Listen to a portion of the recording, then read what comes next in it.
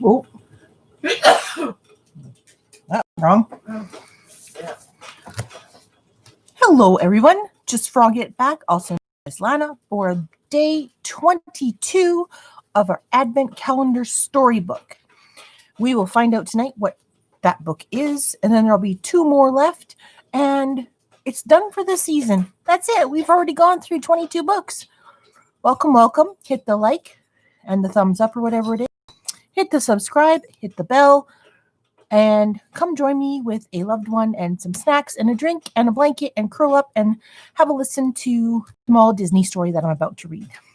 Let's find out what it is. I said 22, right? Oh, Yes. up here. Okay. Let's bring you down a little lower. There we go. Cars 3.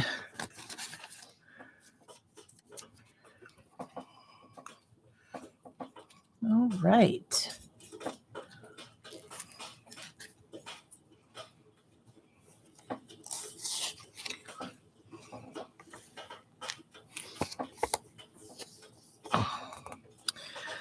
Lightning McQueen's racing season was off to a flying start.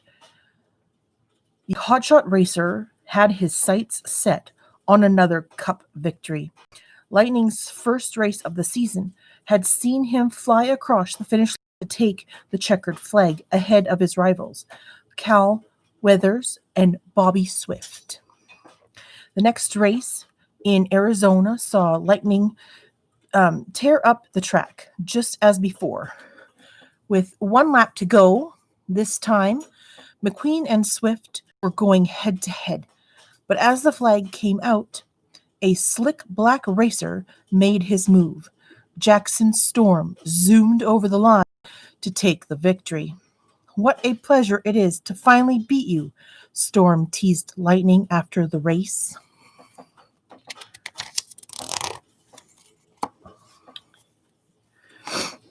Storm increased his lead as the season continued, beating McQueen every time. No matter how hard he revved his engine, Lightning just couldn't keep up with the next-gen car.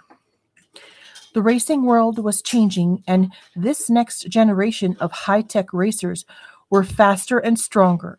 His old friend Cal Withers retired, and Brick Yardley was replaced by a next-gen. But Lightning wasn't about to give up. He loved racing too much. By the time the last race of the season came around, he had a plan to beat Storm. If Lightning made a steady start, he could save his speed to overtake Storm in the final laps. Lightning zoomed out of the pits with new tires and plenty of fuel to take the lead. Lightning pushed as hard as he could, but Storm quickly caught up. Enjoy your retirement, Storm laughed as he sped past McQueen. Nasty car. Lightning pushed himself max until, suddenly, one of his tires blew. His friends in the crowd gasped as Lightning lost control and went spinning across the track. He flipped into the air in a cloud of sparks and smoke. Crash! At last, a terrified Lightning skidded to a stop.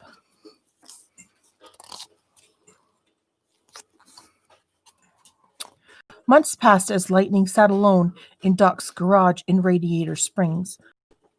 It's safe to say that Lightning McQueen's racing days are over, the radio crackled.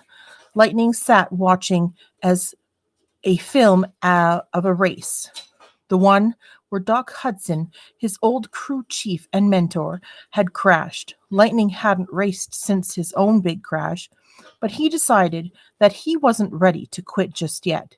He had to speak to his Rust-Ease sponsors, Dusty and Rusty.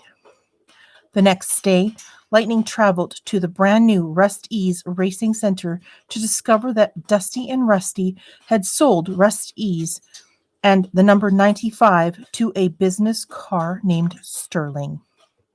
Sterling showed Lightning around the racing center. Lightning was amazed. He'd never seen anything like it before. Sterling took Lightning to meet Cruz Ramirez. She's a trainer, said Sterling happily, the best in the business. Maybe the Cruz's help, with Cruz's help, Lightning could make a comeback. But Sterling wanted Lightning to give up racing altogether and make TV adverts and promote racing products. Lightning begged for another chance to show he wasn't washed up as a racer. Sterling agreed to let Lightning go to Florida with Cruz to compete in the Florida 500, first race of the Piston Cup season.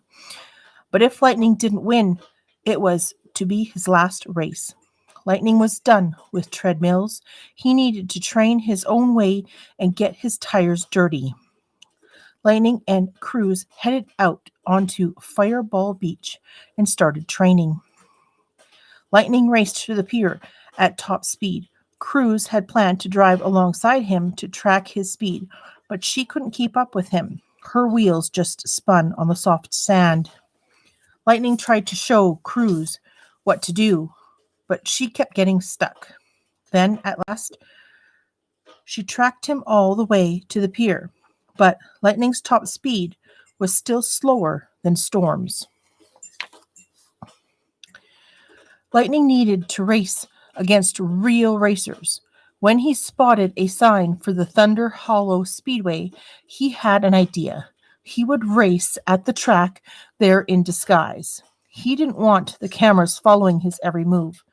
Soon, Mac's trailer was transformed into a party supplies truck, and Lightning was covered from bumper to bumper in mud. When Lightning and Cruz arrived at Thunder Hollow, they quickly found out this wasn't normal race. It was a demolition derby. Very soon, Lightning and Cruz were racing for their lives, especially when a terrifying school bus called Miss Fritter appeared. Cruz couldn't move and was frozen with fear, but Lightning spotted the danger and pushed her to safety.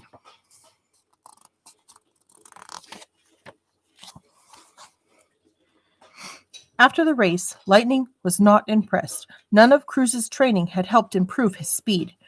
"This is my last chance, Cruz," he said angrily.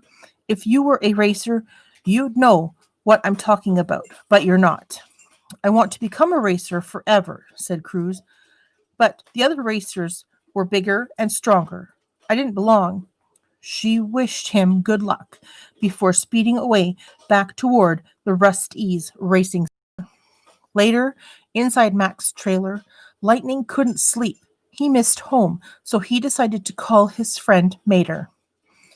"Tell me what the problem is, and we'll fix it," Mater smiled. Lightning sighed. He wished Doc Hudson was still around. Doc could always fix his problems. There was nobody smarter than old Doc, Mater agreed, except for maybe whoever taught him. That was it. Lightning had to find Doc's old crew chief, Smokey.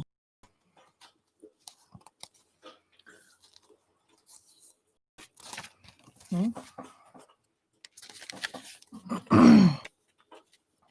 next morning, Mac and Lightning headed for Thompsonville, Doc Hudson's hometown racetrack.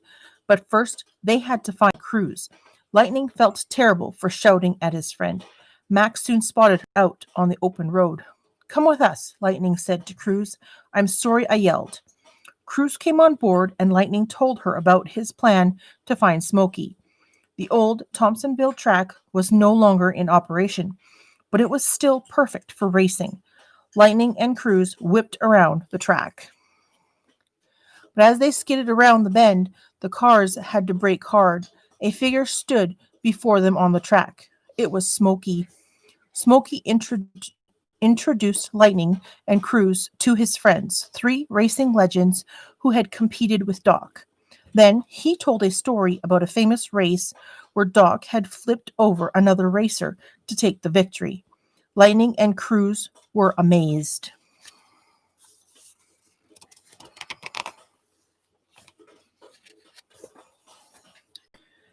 To beat Storm, Lightning was going to need a racing partner. So Guido, I can't pronounce that one. And the Legends fitted a spoiler and racing tires on Cruz and transported her to Jackson's Storm 2.0. She was ready to go, but this time as a racer, not a trainer. Smokey gave Cruz a head start. Lightning sped after her, but he couldn't catch up. There was work to do if Lightning was going to beat the real Storm. Smokey trained Lightning and Cruz hard. They pulled heavy trailers, dodged bales of hay, and even steered through a stampede of tractors. Lightning was feeling better than ever. In their last practice before the big race in Florida, Lightning went out fast, but Cruz caught up and left him for dust. Lightning was stunned.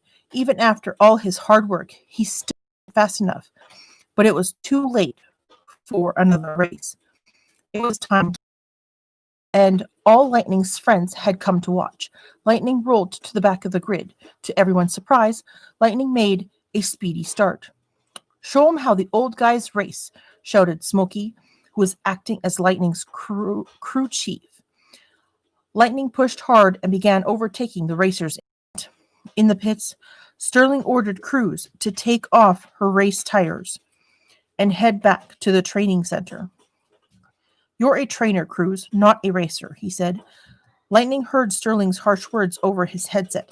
As he raced, all he could think about was Cruz, her speed on the simulator, all their races in training, and how Cruz had beaten him every time. Two cars crashed up ahead. Lightning swerved and headed immediately into the pits. "I need Cruz back here," he told Smokey. Cruz was a racer, no matter what anyone said.